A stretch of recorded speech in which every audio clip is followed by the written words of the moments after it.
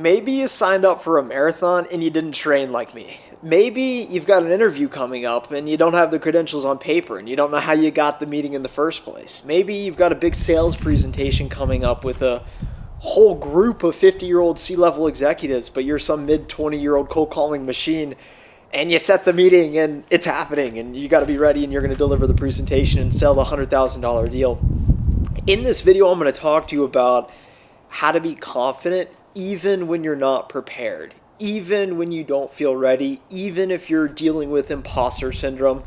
It's freezing cold outside in Austin, Texas right now, but I'm still showing up without a script and going to make a video for you based on firsthand experience because I ran a marathon less than a week ago, 26.2 miles. I completed it in 4 hours, and I really didn't train. I do yoga almost every single day, but it's been too cold for me to run outside, and that's an excuse.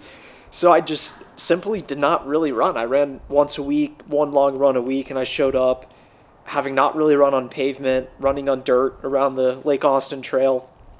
And I wasn't excited pre-race because I knew my legs were not ready.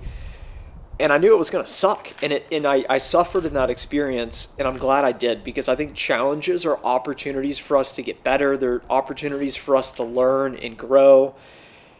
And I had to deal with the repercussions of not training, but I still showed up to run the race with the belief that I would finish no matter what, even though I wasn't prepared. I'm inspired by a private equity guy named Egon Durbin. He leads Silver Lake Private Equity. They buy technology companies.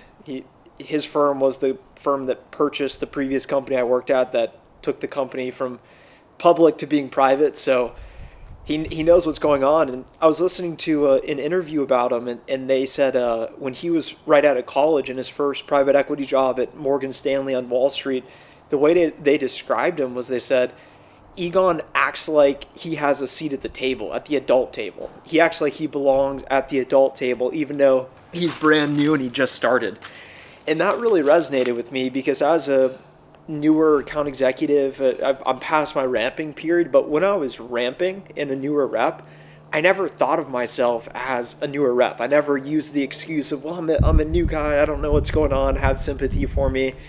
Even though I wasn't prepared for a lot of meetings because I didn't know what was happening yet because I haven't really learned it, I still acted like, well, I'm responsible for my outcomes, I'm the CEO of my own business, I'm going to at least act like I know what's going on here. And I think just having that belief, that conviction in what you're saying and the situation and your intentions going into it, that can carry you through in a lot of situations. And it leads me to think, well, what do you take away from this? As the viewer, you're listening to this thinking, okay, Trent, what are you even trying to say right now? And what I'm trying to say is it's all about just showing up, whether you feel ready or not, whether you want to do it or not. If you know that this is the thing you got to be doing, whatever that challenge is in front of you, challenges are healthy.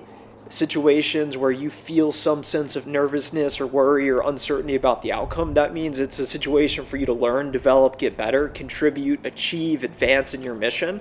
And those are the situations that we ought to seek out more often.